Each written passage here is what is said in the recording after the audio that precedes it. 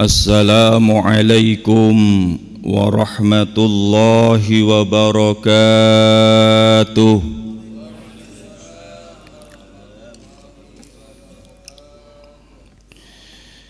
Bismillahirrahmanirrahim. Alhamdulillahi rabbil alamin. Alladzi ja'ala في اختلاف الليل والنهار لآيات للمؤمنين والصلاة والسلام على أشرف الأنبياء وإمام المرسلين سيدنا وحبيبنا وشفيعنا ومولانا محمد وعلى آله وأصحابه أجمعين وبعد سبحانك لا علم لنا إلا ما علمتنا إنك أنت العليم الحكيم رب اشرح لي صدري ويسر لي أمري واحلل عقدة من لساني يفقه قولي. Hadratal kiram, julasa'ul kurama wal fudala, para alimil ulama, para masyayikh, para asatid, para hujjaj, wabil khusus yang kami hormati para sesepuh-sesepuh kita, para ayahanda kita, Bapak Haji Yayat serta Bapak Haji Undang, dan wabil khusus guru kita bersama yang mulia hari ini, mungkin barangkali di perjalanan ya Ustadz, udah terhubung? Belum ada kabar? Ya Pak Kiai Farid, mudah-mudahan beliau dalam keadaan sehat walafiat dan bisa hadir nanti. Dan para pengurus Dewan Kemakmuran Masjid Agung Al-Mujahidin dan segenap jajaran dan para jamaah, para pejuang-pejuang subuh yang mudah-mudahan kita sama-sama dirahmati dan diberkahi Allah Subhanahu wa ta'ala. Alhamdulillah, puji syukur tidak bosan-bosannya kita selalu panjatkan kehadirat Allah yang bersifat Rahman dan Rahim, pengasih dan penyayang, yang kasihnya tidak pernah pandang kasih, yang sayangnya tidak pernah pandang sayang. Dan Allah yang maha bijaksana, tidak pernah mengenal tempat dan suasana. Mudah-mudahan dengan untaian rasa syukur kita sama-sama menjadi hamba-hamba Allah yang senantiasa bersyukur walaupun dalam keadaan apapun. Dan mudah-mudahan rasa syukur yang senantiasa kita lantunkan dan kita haturkan kehadirat Allah mudah-mudahan menambahkan nikmat-nikmat yang lainnya yang belum kita raih pada saat ini. Karena asyukru ala ni'amillah aminun min jawaliha. Orang yang bersyukur atas nikmat Allah, maka dia akan selamat dari nikmat-nikmat yang lainnya. Dan dia akan mendapatkan tambahan-tambahan nikmat yang tidak diduga-duga. Maka dari itu mudah-mudahan limpahan nikmat senantiasa akan selalu terkucurkan dan terlimpahkan kepada kita semuanya. Amin ya rabbal alamin. Salawat dan salam semoga Allah limpahkan keharibaan baginda kita Rasulullah sallallahu alaihi wa alihi wasallam, yang telah membimbing dan telah mengajarkan kita dengan keteladanannya kita diajarkan dan kita dituntun agar menjadi manusia-manusia yang bahagia dunia dan bahagia akhirat, manusia-manusia yang selamat dunia dan selamat akhirat, dan bahkan menjadi manusia-manusia yang sukses baik dunia sampai nanti akhirat. Mudah-mudahan kita yang hadir di majlis ini adalah bagian dari umatnya yang kelak mendapatkan syafaatnya, amin ya rabbal alamin. Hadirin para jamaah sekalian rahimakumullah, hari ini kita sama-sama berada di penghujung akhir tahun 2021. Artinya tinggal menghitung hari, kita tidak sadari akan berkurang umur kita selama 1 tahun. Di satu sisi kita gembira akan menghadapi tahun baru, tahun yang penuh dengan harapan-harapan baru, impian-impian baru, dan bahkan tahun yang penuh dengan schedule ataupun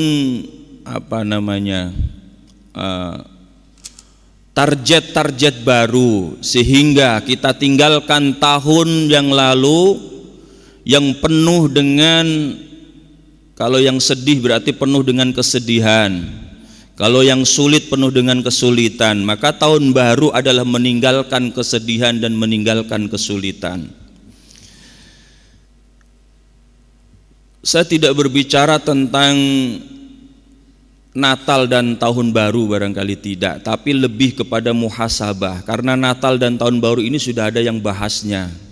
Ya, Natal itu yang bahas pasti orang-orang Kristiani, nggak usah dibahas. Ya, mengucapkannya dan tidak nggak usah dibahas.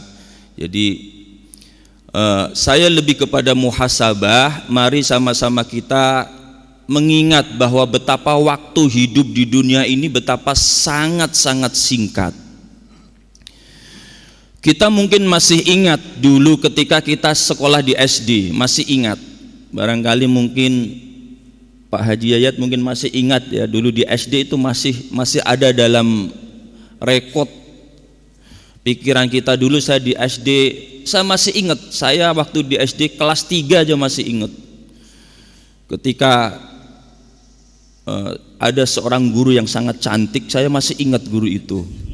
Ya, saya kalau diajar oleh beliau itu nyaman, senang, bahagia, betapa ilmu. Kebetulan ngajarnya itu ngajar matematika, sehingga yang katanya sulit jadi mudah oleh sebab yang ngajarnya cantik. Itu masih ingat. Artinya apa? Saya ingin sampaikan bahwa betapa orang kemarin aja masih ingat, seperti seolah-olah sebentar. Kelas 3 SD itu saya masih ingat. Tahu-tahu sekarang sudah umur sudah kepala 4 hampir 5. Nanti tahu-tahu kita sudah berumur 60 tahun, 70 tahun, wassalam akhirnya, kan begitu. Dunia yang sangat singkat inilah yang seringkali menipu kita. Contoh yang sangat mungkin kita bisa menyesal adalah sahabat kita yang sangat kita sayangi, yang sering kali bersama dengan kita. Siapa tahu beliau almarhum wal maghfurullah Bapak Haji Ali begitu cepatnya meninggalkan kita. Ya, padahal ya, kita semuanya tidak berpikir bahwa beliau akan meninggal. Kalau melihat sakitnya sakit biasa. Ya. Dan bahkan tadi malam pukul 23 jam 11 saya ada kabar anak angkat dari sahabat saya, Bapak Ustadz Hamdi, yang kemarin sempat dibawa ambulan kita berobat, meninggal tadi malam. Itu masih muda sekali, masih muda. Ini betapa waktu kita ini sangat singkat, sehingga kita hidup di dunia ini tidak boleh main-main. Maka dari itu Allah Subhanahu wa ta'ala selalu mengingatkan kita terkait dengan waktu. Jangan main-main Anda dengan waktu Anda. Sedikit kita terpeleset tentang waktu, maka kita akan menjadi orang-orang yang celaka. Tidak hanya di dunia, tapi sampai nanti di akhirat pun menjadi orang-orang yang sangat menyesal. Makanya mulai dari pagi sampai dengan malam Allah selalu bersumpah dengan waktu. Misalkan di dalam surah Ad-Duha, wad-duha wal-laili idza saja, demi waktu duha. Ya, ketika setelah matahari naik terus sampai pertengahan namanya istiwa, Allah juga bersumpah dengan waktu siang hari, wan nahari idza jallaha, demi waktu siang yang apabila nampak terang benderang. Kalau kita masih lupa di waktu siang, masih lupa, maka matahari semakin condong ke arah barat, kita diingatkan oleh Allah lagi, wal asr, demi waktu asar. Jangan lupa ada waktu asar. Asar itu kalau bahasa sesuai dengan lughah itu perasan, intisari dari perasan itulah asar. Kita sudah memeras waktu sehari penuh, yang bekerja berarti sudah memeras keringatnya, memeras tenaganya, pikirannya untuk bekerja mencari nafkah. Datang waktu asar sehingga mendapatkan intisari daripada perasan itu. Yang direktur waktu asar berarti udah kepegang 5 juta. Yang direktur mah, yang supir barangkali udah kepegang 1 juta ya Pak Susilo ya. Waktu asar udah 1 juta ya. Ya. Ini peresan-peresan keringat, tenaga, pikiran itu di waktu asar itu sudah nampak. Tapi ada yang nggak nampak seperti hilal tanggal 1. Harus diru'yah dulu, diru'yat. Ada penglihatan dulu, oh ini nampak nggak ini. Ya kalau Pak Uun setiap sore pasti nampak. Ya udah ketahuan lah ya nampak. Ini waktu asar ini kita diingatkan kembali oleh Allah. Bahkan mengingatkannya sangat ekstrim. Ingat ini waktu asar. Ya. Bahwa semua manusia akan rugi. Kecuali hanya 3 golongan manusia yang tidak akan rugi. Mereka ini adalah beruntung. Lawan kata daripada rugi itu kan beruntung. Innal insana lafi khusr. Semua manusia, innal insan ini semua tidak pandang bulu, mau laki-laki, mau perempuan, mau yang muda, mau yang tua, semuanya.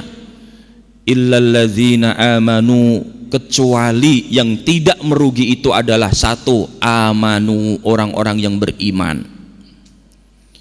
Yang kedua yang tidak merugi alias orang-orang yang beruntung, wa amilus sholihati, dan orang-orang yang mau beramal soleh.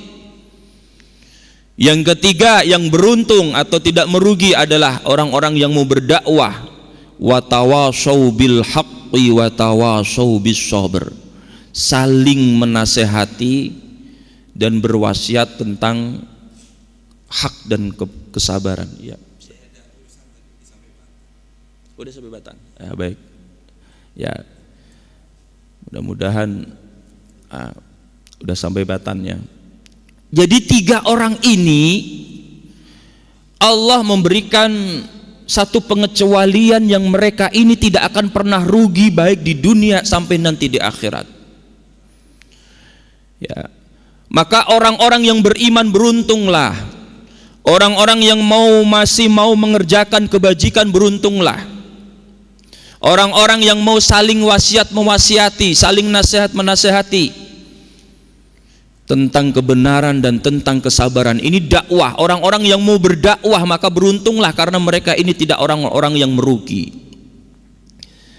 Kembali lagi betapa zaman sekarang ini bisa dikatakan zaman edan, Pak. Begitu pergerakan dunia itu sangat cepat, sangat singkat. Sehingga hari ini kalau kita mau jujur, semua negara-negara yang ada di dunia ini semuanya lagi dalam posisi kepanikan. Lagi panik negara ini. Dihajar oleh COVID-19, semua negara terpuruk. Jangan mengira bangsa kita saja yang terpuruk, termasuk sekelas Amerika, Uni Eropa, semuanya terpuruk semua ekonomi. Mereka yang selalu mengunggulkan ilmu teknologi, kecanggihan dan sebagainya, semuanya terpuruk. tidak berdaya oleh akibat COVID-19. Maka solusi yang terbaik, kenapa sekarang dunia Islam lagi disorot, yang bisa memberikan solusi yang terbaik itu hanyalah Islam. Yang bisa memberikan solusi terbaik itu adalah para ulama-ulama. Makanya kenapa seringkali ulama-ulama Indonesia dipanggil, bahkan sampai ke Israel pun manggil ulama-ulama Indonesia. Yang mungkin kadang-kadang kita masih punya suudon, lah ngapain ulama-ulama kita pada ke Israel? Lah diundang, ulama kita diundang, bukan ke sono ngemis, bukan. Mereka ingin tahu bagaimana solusi menghadapi dunia yang dalam keadaan goncang seperti ini. Semua panik, Pak. Saya tahu begini dari teman-teman yang di pusat. Jadi tidak hanya Indonesia yang saat ini lagi kolaps, semua negara. Makanya solusi yang terbaik itu adalah Islam. Sumber daripada sumber hukum, sumber daripada kebajikan dan semuanya, map dalam kehidupan itu adalah Al-Quran. Yang Al-Quran ini pemahamannya dimiliki oleh para ilmuwan-ilmuwan kita, yaitu para ulama-ulama kita. Inilah para jamaah yang dirahmati Allah. Kembali lagi, waktu asar, selesai waktu asar, kalaupun kita masih terlena, diingatkan oleh Allah Subhanahu wa ta'ala di waktu malam, wal-laili idza yaghshaha. Ini waktu Rasulullah Shallallahu Alaihi Wasallam tidak ingin umatnya terjebak kepada waktu yang sangat singkat, sehingga Rasulullah memberikan kita warning, mewanti-wanti, memberikan peringatan yang keras. Kata Nabi, igtanim khamsan qabla khamsin. Jagalah kalian 5 waktu, atau waktu yang 5 ini sebelum datang waktumu yang 5. Ini artinya Rasulullah itu adalah manusia yang paling menghormati waktu, sehingga tidak dibiarkan waktu lewat begitu saja tanpa ada manfaat. Rasulullah ini paling menghargai waktu. Jadi waktu menurut Rasulullah adalah ibadah. Waktu menurut Rasulullah adalah berzikir. Waktu menurut Rasulullah adalah tilawah Al-Quran. Waktu menurut Rasulullah adalah kebaikan demi kebaikan, dan itulah waktu menurut Rasul. Dan Rasulullah Shallallahu Alaihi Wasallam tidak pernah membiarkan dalam waktu itu nafas berhembus sia-sia. Inilah yang disebut al-waktu anfasun la ya'udu. Waktu itu persis seperti hembusan nafas yang tidak akan pernah kembali. Kalau kita ini menghembuskan nafas, itu yang kita hirup kembali, ini waktu yang lain, nafas yang lain, bukan nafas yang kita keluarkan itu, bukan. Ahlan wa sahlan Pak Kiai Farid dan Pak RW. Monggo Kiai, depan. Saya hanya memberikan prolog saja. Jadi itulah waktu. Sehingga Rasulullah mengingatkan kita agar betapa pentingnya waktu ini kita pelihara. Makanya ada fadl Kiai, igtanim khamsan qabla khamsin. Yang pertama, syababaka qabla haramika. Waktu mudamu sebelum datang waktu tuamu. Menyelesaikan hadis ini sebentar. Yang kedua, syihataka qabla maradika. Waktu sehatmu sebelum datang waktu sakitmu. Wa faragaka qabla suglika. Dan waktu luangmu sebelum datang waktu sempitmu. Yang keempat adalah apa? Yang pertama adalah waktu mudamu sebelum datang waktu tua. Yang kedua, waktu sehatmu sebelum datang waktu sakitmu. Yang ketiga, waktu waktu luangmu sebelum datang waktu sempitmu. Yang keempat adalah waktu apa? waktu hidupmu sebelum ya, hayataka qabla mautik, ya, waktu hidup sebelum waktu mati. Yang kelima adalah waktu kayamu sebelum waktu, ya, ghinaka qabla faqrika. 5 waktu ini kita harus waspada, ya, harus selalu waspada. Jangan sampai waktu-waktu yang Rasul sampaikan ini kita menjadi orang-orang yang terlibas oleh waktu. Karena kata Imam Asy-Syafi'i, al-waqtu kas-sayfi idza lam taqta'hu qata'aka. Waktu itu bagaikan sebilah pedang, apabila engkau tidak melibasnya maka engkaulah yang akan terlibas oleh waktu itu. Sekali lagi mohon maaf karena guru kita sudah datang. Wallahul muwaffiq ila aqwamit thoriq. Wassalamualaikum warahmatullahi wabarakatuh.